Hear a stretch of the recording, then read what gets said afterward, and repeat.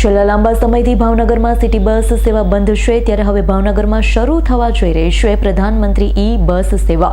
કેન્દ્ર સરકાર દ્વારા ભાવનગરને 100 ઇલેક્ટ્રિક બસ આપવાની મંજૂરી આપવામાં આવી। પ્રથમ તબક્કામાં 40 ઇલેક્ટ્રિક બસ ભાવનગરને ફાળવી દેવામાં આવી, ત્યારે 10 ઇલેક્ટ્રિક બસ ભાવનગર ખાતે આવી પહોંચી હતી। ટોપ 3 સર્કલ નજીક બનાવવામાં આવેલા ઇલેક્ટ્રિક બસ ડેપો ખાતે આધુનિક સુવિધાવાળી 10 બસ આવી પહોંચતા મહાનગરપાલિકાના મેયર ભરત બારડ અને સ્ટેન્ડિંગ ચેરમેન રાજુ રાબડિયાએ મુલાકાત લીધી। ભાવનગરને આપવામાં આવેલી પ્રધાનમંત્રી ઇલેક્ટ્રિક બસ સંપૂર્ણ એસી બસ સાથે 25નું સીટિંગ ધરાવતી સીસીટીવી કેમેરાથી અને વિકલાંગ તેમજ વરિષ્ઠ નાગરિકો માટે અલગ અલગ બેઠક વ્યવસ્થાવાળી આ બસ આગામી સમયમાં ભાવનગરમાં દોડતી થશે।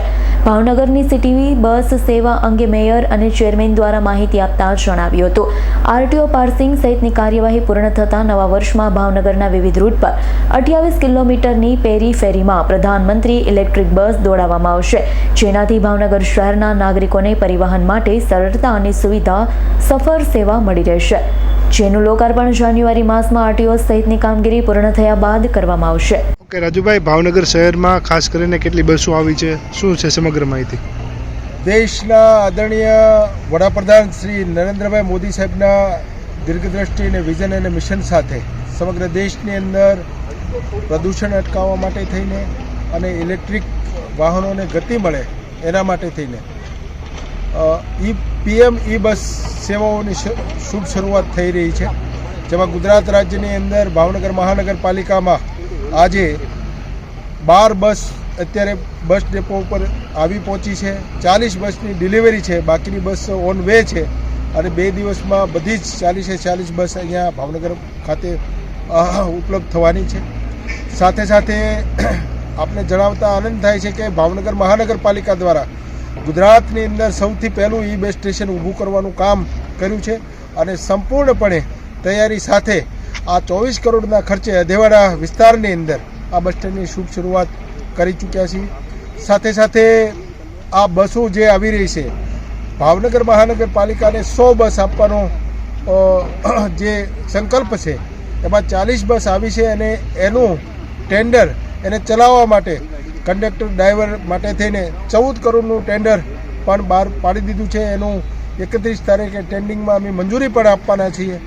ત્યારે આ પ્રસંગે આદરણીય મુખ્યમંત્રી શ્રી ભૂપેન્દ્રભાઈ પટેલ સાહેબ, આદરણીય નરેન્દ્રભાઈ મોદી સાહેબ અને ભાવનગર મહાનગરપાલિકાના મેયર શ્રી ભરતભાઈ બારડના નેતૃત્વ અમે જ્યારે કામ કરી રહ્યા છીએ, ત્યારે ભાવનગરની અંદર આ 17 અલગ અલગ રૂટ બનાવવામાં આવ્યા છે અને 28 કિલોમીટરની પેરીફેરીની અંદર આ સિટી બસ ફરવાની છે।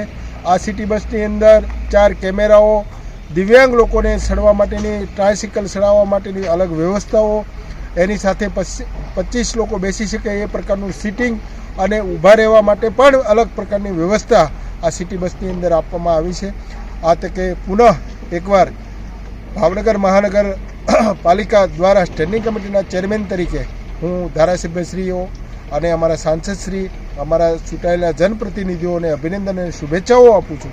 સાથે સાથે ભાવનગરના નગરજનોને આશ્વાસ કરું છું કે આગામી દિવસોમાં ભાવનગર મહાનગર પરિવહન માટે, લોકોને આવવા જવા માટે, લોકોને ધંધા રોજગાર ઉપર જવા માટે એક નવી કનેક્ટિવિટી સાથે, નવા ક્લેવર સાથે ભાવનગરમાં પુનઃ મળશું અને માં ખોડિયારને પ્રાર્થના કરીએ કે આ સેવાઓ મજબૂત રીતે ચાલે, એના માટે આપણે સૌ કટિબદ્ધ બનીએ।